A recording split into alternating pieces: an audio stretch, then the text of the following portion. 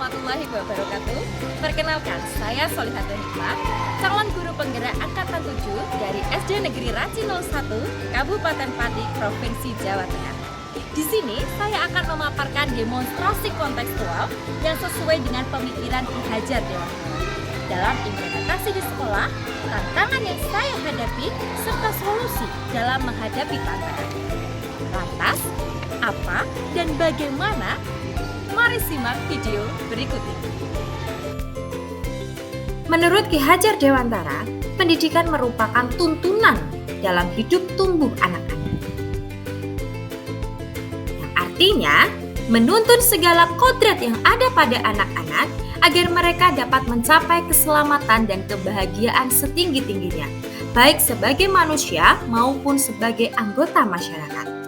Jadi, kita sebagai pendidik harus mampu memberikan tuntunan kepada murid kita. Pendidik diibaratkan sebagai seorang petani. Bagaimana seorang petani menanam padi tidak dapat mengubah tanamannya menjadi tumbuhan jagung, tetapi dia dapat merawat tumbuhan padi dengan memberikan nutrisi yang tepat supaya padi menjadi berkualitas. Maksud dari analogi tersebut adalah kita sebagai pendidik tidak dapat mengubah murid sesuai keinginan kita, tetapi kita dapat memberikan pembelajaran sesuai dengan bakat dan minat murid supaya menjadi manusia yang berkualitas. Untuk menjadikan murid yang berkualitas, kita sebagai pendidik menempatkan diri kita sebagai pamong, yaitu mendidik anak dengan penuh kasih sayang, menghamba kepada anak yang dapat dilakukan dengan melakukan pembelajaran yang berpusat pada murid. Dalam proses pembelajaran, kita harus menyesuaikan keadaan murid, yaitu sesuai dengan kodrat alam dan kodrat zaman. Kodrat alam merupakan proses pembelajaran yang sesuaikan dengan keadaan lingkungan murid tinggal. Sedangkan kodrat zaman, proses pembelajaran disesuaikan dengan keadaan zaman saat ini. Selain memberikan ilmu pengetahuan kepada murid, seorang pendidik juga mampu menanamkan budi pekerti di sekolah. Budi pekerti merupakan perpaduan antara gerak pikiran, perasaan, dan kehendak sehingga menimbulkan tenaga. Sebagai seorang pendidik, sudah sepatutnya menanamkan budi pekerti kepada murid sebagai dasar mereka bertindak dalam kehidupan bermasyarakat. Sebagai seorang pendidik, kita juga harus menerapkan trilogi pendidikan sesuai pemikiran Ki Hajar Dewantara, yaitu Engarso Sungtulodo yang artinya di depan memberikan contoh dan teladan, Engmadyo Mangon Karso di tengah-tengah memberikan semangat, dan Tutwuri Handayani di belakang kita memberikan dorongan.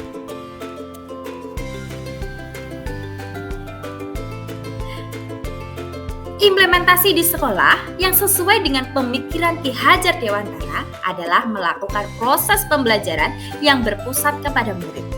Guru hanya memberikan arahan kepada murid, selanjutnya mereka melakukan dan menyelesaikan masalah mereka sendiri yang tentunya dengan bimbingan dari guru. Tidak lupa dalam proses pembelajaran disesuaikan dengan kodrat zaman dan kodrat alam. Kodrat alam murid yang berada di Kabupaten Pati notabene merupakan daerah dataran rendah.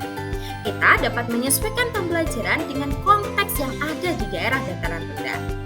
Dalam kodrat zaman, kita dapat melakukan pembelajaran dengan memanfaatkan perkembangan teknologi. Berbagai aplikasi juga dapat kita manfaatkan. Pembiasaan di sekolah, hal ini dilakukan untuk menerapkan budi pekerti kepada murid. Yang pertama adalah budaya senyum, salam, sapa, sopan, dan santun. Tersenyum ketika kita bertemu sama warga sekolah, saling memberi salam, saling menyapa, serta bertindak sopan dan santun antar sesama warga sekolah. Pembiasaan penanaman nilai disiplin dan nasionalisme dapat dilakukan dengan kegiatan upacara bendera setiap hari Senin dan hari-hari besar negara. kemudian melakukan baris berbaris sebelum kita memasuki kelas, dilanjutkan dengan penghormatan kepada bendera Sang Merah Putih dan menyanyikan lagu Indonesia Raya. Selanjutnya adalah pembiasaan literasi dan numerasi di kelas. Hal ini dilakukan untuk menumbuhkan cinta membaca dan memecahkan masalah dalam kehidupan mereka sehari-hari. Kegiatan ini diawali dengan melakukan tanya jawab perihal numerasi. Ketika murid di dalam kelas dilakukan dengan kegiatan membaca atau yang dikenal dengan baku limit, baca buku kurang lebih 15 menit. Selain itu, bisa dilakukan dengan mendengarkan cerita, baik melalui kegiatan mendongeng maupun menggunakan audio visual. Setelah kegiatan tersebut dilanjutkan dengan patuli baca, ajang tulisan di gerobak baca. Selain itu dilakukan menuliskan diariku. Dengan menuliskan diariku, guru dapat mengetahui apabila murid ini ada masalah, sehingga kita dapat membantu menyelesaikan masalah dari murid tersebut.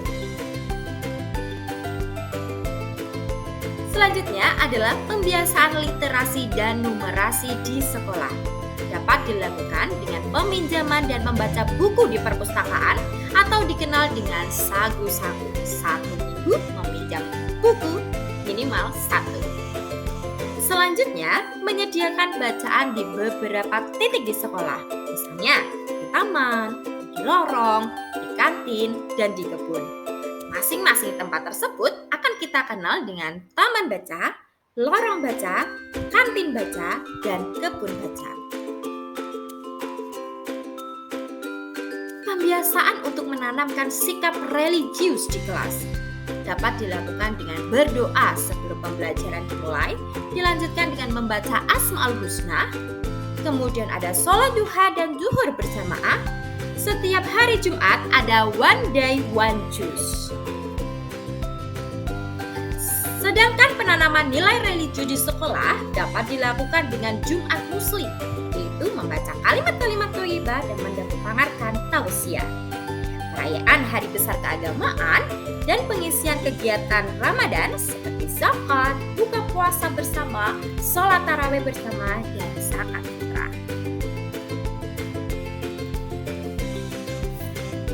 Selain itu, ada juga penanaman cinta lingkungan. Dapat dilakukan dengan tiket kelas. Kemudian ada sesambil, sekecil apapun sampah harus diambil. Dan kerja bakti membersihkan lingkungan sekolah. Selanjutnya, adanya berbagai ekstrakurikuler untuk mengembangkan minat dan bakat murid.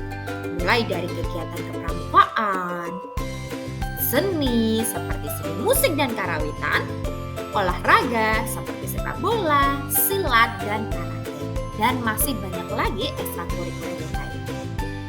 Nah, itulah tadi beberapa kegiatan sebagai implementasi pembelajaran yang sesuai dengan pemikiran Ki Hajar Dewantara. Dalam mengimplementasikan berbagai kegiatan yang sesuai pemikiran Ki Hajar Dewantara, tidak berarti semua berjalan dengan lancar. Terdapat beberapa tantangan, misalnya kurangnya dukungan, baik dari teman sejawat atau dari kepala sekolah. Yang kedua, fasilitas yang kurang memadai. Yang ketiga, keterbatasan skill guru. Yang keempat, pemikiran orang tua terhadap definisi kecerdasan.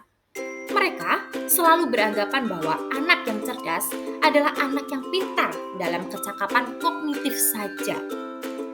Dan kelima adalah perkembangan zaman.